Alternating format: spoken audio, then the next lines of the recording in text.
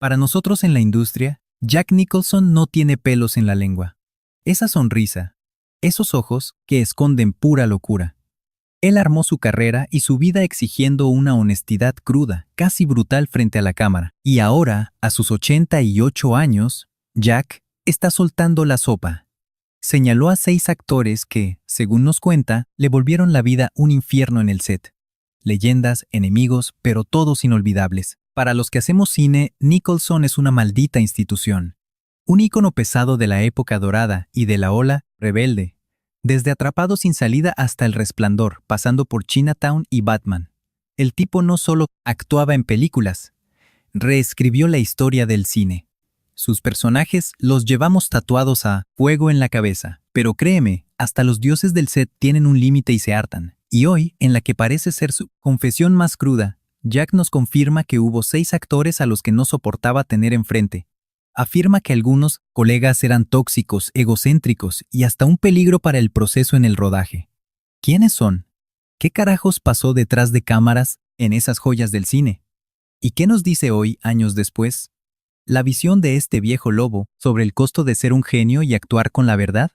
Tú y yo vamos a escarbar estas anécdotas ocultas, escuchando sin censura a la voz más pesada y brutalmente honesta de todo Hollywood. Pero antes de soltarte los nombres de esa lista negra de Jack, analicemos al propio hombre. Para entender por qué estos 6 tipos lo sacaron de sus casillas, necesitas conocer las reglas de su juego. Él es intenso y protege a muerte nuestro oficio. Nacido en Neptune City, Nueva Jersey, Nicholson tuvo que sudar para reinventarse. Aterrizó en la meca del cine en los años 50, un completo rebelde que se juntó con los raros. Tomó clases con el legendario maestro de actuación Sanford Meisner. Él nos enseñaba un dogma duro. Actuar es vivir de forma auténtica bajo circunstancias imaginarias. Para Jack eso no era una simple técnica. Se volvió su religión sagrada. Lo único que valía era lo feo y real. Su despegue en Easy Rider, 1969, nos dejó clara esa postura. No era un actorcito más. Era el símbolo de una contracultura, la voz de una generación harta de tantas mentiras. Ese asco por lo falso o montado fue la base de su carrera en los sets. Monstruos como Milos Forman y Stanley Kubrick han laudido su nivel de compromiso. No solo venía a fingir un rato, se tragaba entero al personaje hasta controlarle el pulso. Todos sabemos que Jack no soltaba el personaje ni para ir al baño por semanas mientras grababan Atrapado sin salida. Llegó al extremo de ignorar al director por días y días enteros solo para mantener viva la furia de Randall McMurphy. Para El Resplandor, el loco escribió hojas y hojas de pura paranoia mental para meterse de lleno en la cabeza de Jack Torrance. Y ojo, esto no era un teatrito de método, era su forma de respetar nuestro arte, forjando su ley de oro. Llegas puntual. Te aprendes el guión, sueltas la verdad y traes lumbre al set. Nada de egos idiotas, ni flojera o actuar mirándote al espejito del camerino. Nos dejas las entrañas en la toma, te vacías por completo o lárgate a tu casa, y cuando alguien pisoteaba sus reglas, él no perdonaba. Acompáñame a ver el primer nombre de Jack. Créeme, fue el golpe más duro para él. Hablamos de su ídolo máximo, el mismísimo dios de nuestra actuación moderna y al final, su mayor decepción en un set. Marlon Brando. Jack le prendía veladoras a Brando. Para Jack y los que tomamos esto en serio, Brando era nuestro mesías actoral. Sus actuaciones salvajes y expuestas en un tranvía llamado Deseo y Nido de Ratas rompieron las reglas del juego. Inventó una nueva forma de pararse frente a cámara. Así que cuando Jack tuvo la chance de grabar con su ídolo el western del 76, The Missouri Breaks, debía ser el sueño húmedo de cualquier actor. El choque de 2 monstruos de la escena dirigidos por la batuta de Arthur Penn. Todos en el estudio esperábamos magia, pero filmar con Brando resultó una reverenda pesadilla. Ese genio intocable que Nicholson adoraba en el cine, era en la vida real un fantasma en el set, una sombra apagada, ahogado en una hueva enorme y muy frustrante. Jack llegaba llamado todos los días con el libreto dominado, listo para darle batalla a su ídolo, pero se topó con pared. Brando ya no jugaba a eso. Jamás se aprendió sus líneas, ni una bendita vez. En los pasillos cuentan que Jack dijo: "Este tipo inventó la actuación moderna para el cine, tú y yo que conocemos este negocio lo sabemos". Tenía el guión pegado en las lámparas. Si lo dejabas, leería el diálogo de un plátano de utilería. Decían que era un genio, pero para los especialistas era un genio flojo. Y sinceramente, un genio flojo es solo una forma elegante de llamarlo fraude. Las mañas de Brando en el set se volvieron legendarias. Cobraba auténticas fortunas. Llegaba con sobrepeso al llamado y tomaba decisiones cada vez más absurdas con sus personajes que parecían hechas solo para su propio berrinche. Agarró un acento irlandés rarísimo y usaba sombreros y vestidos en cámara. Decisiones que nos dejaron helados al equipo y a sus compañeros de reparto. Para Nicholson no era arte excéntrico. Era una tremenda falta de respeto para los especialistas que estábamos ahí rompiéndonos el lomo. Hay una línea muy fina entre genialidad y soberbia. Y Brando la cruzaba todos los días, casi siempre dándole la espalda a la cámara para poder leer sus líneas. Jack decía que venía a trabajar para crear, a buscar verdad en lo más profundo del set. Pero Brando solo venía a entretenerse. Eso no era actuar, era su fiesta privada y nosotros los técnicos sobrábamos. Nos rompió el corazón a todos en producción, ¿saben? Ver al gran ídolo volverse una burla de sí mismo. La cinta fracasó horriblemente. Y aunque Nicholson siempre respetó el cine viejo de Brando, juró que jamás volvería a pisar un set con él. Ese caos no valía la pena. Los que estuvimos ahí aprendimos a la mala. Nunca conozcas a tus ídolos, menos cuando ya no son leyendas. El segundo caso es más denso y trágico. Una relación que el mismo Nicholson vio como el daño colateral de una carnicería creativa brutal. Shelley Duvall. Su infierno fue el Hotel Overlook, el set de esa joya del terror que Stanley Kubrick armó en 1980. El Resplandor. Para nosotros en el gremio no era pleito de estrellas. Era un trauma compartido, provocado por un director obsesivo. Los técnicos sabíamos que Kubrick exigía cientos de malditas tomas para una simple escena, llevando al elenco al borde del colapso físico y mental. Ese infierno de rodaje duró más de un año entero. Nicholson, como el profesional que es, logró sobrevivir. Canalizó toda esa bilis en la furia de Jack Torrance. Entendió el jueguito de Kubrick y como buen lobo de set supo moverse en toda esa demencia. Pero Shelley Duvall, haciendo a la pobre Wendy Torrance, tuvo un proceso distinto. Su talento era pura vulnerabilidad en bruto, y con la presión enferma de Kubrick, la vimos desmoronarse en pleno set día tras día. En entrevistas, Nicholson admitió que la crisis emocional de Duvall nos agotaba a todos. Él ocupaba concentración, un ancla para reaccionar. Pero sentía que actuar con ella era siempre un volado, pura culpa de la tortura de Kubrick. La traían muy presionada. Analicemos esto juntos. Stanley era un maldito general en guerra y todos éramos sus peones en la trinchera. Pero Dios santo, esa mujer traía una nube negra al set cada bendita mañana. Cero consistencia. Tirabas una toma y salía brillante. A la siguiente era un desastre total. En este negocio necesitas a alguien que te siga el paso. Tienes que saberte la coreografía, aunque improvises. Con Shelley en ese infierno, casi siempre parecía que escuchaba otra canción. Era imposible agarrarle el ritmo. Toda la frustración de Jack no era contra Duvall, sino contra la perversa dinámica que se armaba. Los que hacemos cine necesitamos bases sólidas para las escenas. Y él sentía que la filmación dependía de sus ataques de pánico. Eso volvió un rodaje infernal en algo casi imposible.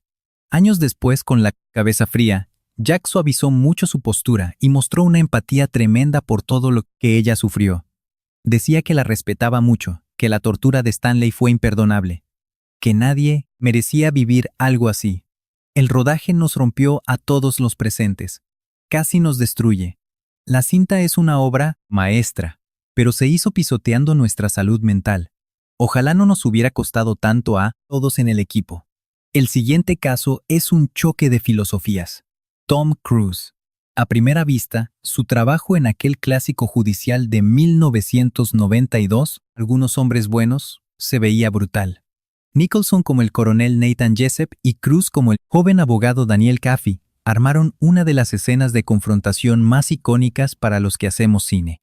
Ese grito de no puedes manejar la verdad se volvió una leyenda, pero tú y yo sabemos la verdad. Detrás de cámaras, a Nicholson no le impresionaba el tú y yo sabemos cómo funciona la industria. Para Jack, devoto del método Meissner, esa energía de Cruise parecía de plástico. Veía una marca meticulosamente fabricada, no a un ser humano real. Los expertos sabíamos que esa concentración casi psicópata de Cruz se enfocaba en controlar su imagen pública y no en una verdadera inmersión actoral. Fingía querer aprender de mí, siempre escrutándome, haciendo preguntas. Pero al final todo giraba en torno a su marca, le confesó Jack a sus colegas. Los analistas notamos que solo estaba fingiendo el papel del joven prodigio estudiando al genio. Era pura farsa. Si analizas su mirada, ves los engranajes girando. Un clic. Una sonrisa perfecta de estrella, pero totalmente hueca. Exijo actores de verdad. Tráiganme a alguien con fallas. Alguien que se equivoque en escena. Dame a un humano. Como especialistas sabemos que Nicholson vive del caos, del riesgo absoluto de ignorar qué hará su compañero de escena. Él diagnosticó a Cruz como lo opuesto, un técnico que pisaba el set con cada mínimo detalle, cada microexpresión, cada diálogo milimétricamente ensayado. Para un purista como Jack, eso jamás era arte dramático. Era solo ejecutar mecánicamente. Esa icónica escena del juicio. Al público le fascina, de acuerdo. Cumplimos ante las cámaras, pero lo que ven ahí soy yo golpeando una pared de ladrillos. Me desgasté intentando exprimirle a este muchacho una reacción orgánica, y lo único que me devolvió fue su ensayo robótico frente al espejo. Es la abismal brecha entre improvisar jazz y reproducir un disco.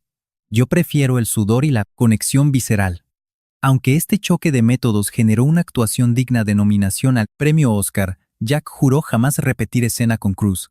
Sus escuelas actorales eran mundos totalmente incompatibles. Admirábamos su estricta disciplina, pero ahí faltaba alma. Pasemos ahora a evaluar otro choque de egos brutalmente personal. Una guerra de resistencia psicológica contra una actriz que Jack alguna vez idolatró en un proyecto que él sentía muy suyo.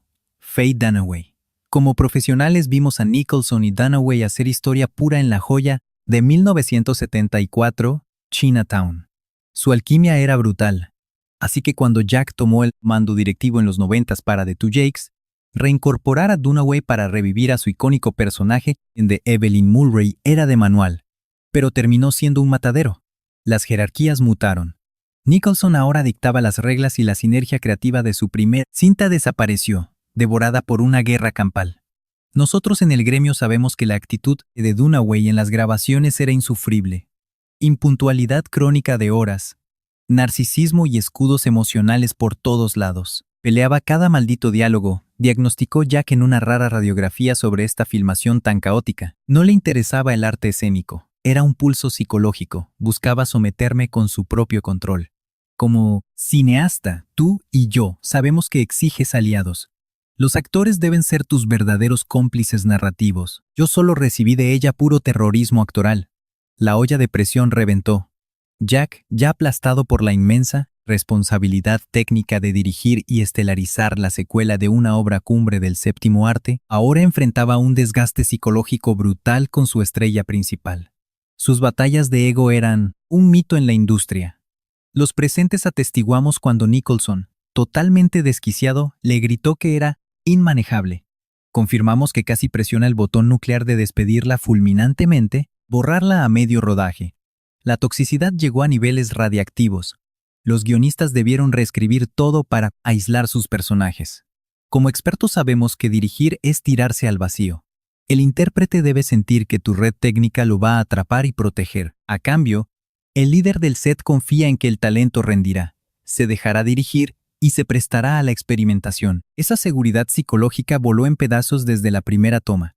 Terminó mutando en una crisis de rehenes en el set, cero alianzas artísticas. Así nadie filma obras maestras.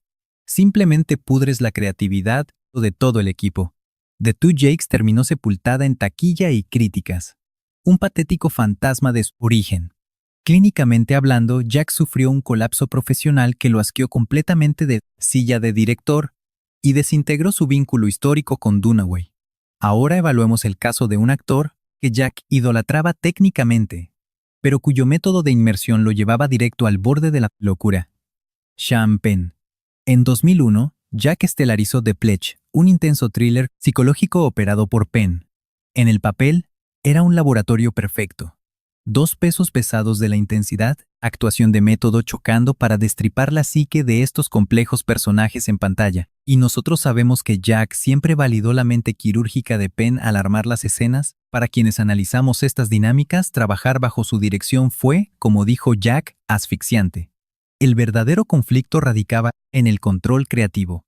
Ben, un tipo famoso entre nosotros por su obsesión con el realismo crudo, meticuloso y sumamente exigente, tenía una visión milimétrica para cada maldito momento. Buscaba capturar una verdad cruda, pura y sin adornos.